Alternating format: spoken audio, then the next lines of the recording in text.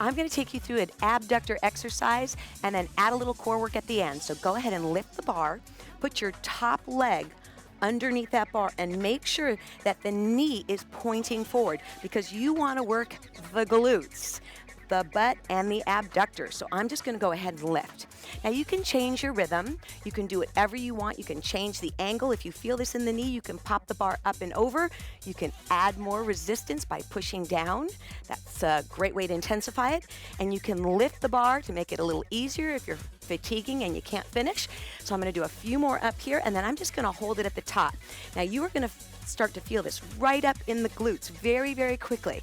So I'm only doing one side. You're going to have to turn around and do the other side when we're done. So keep lifting it. Then the last one I'm going to hold at the top. Then watch this push-up right up there for the core. It's a little bit of a side plank. You can be on your knee. You can be on your foot. So go ahead and continue to push. Give me a few more seconds. Hold it at the top. Lift your body. Pull it on in. And we are done. Abductor in 1 minute.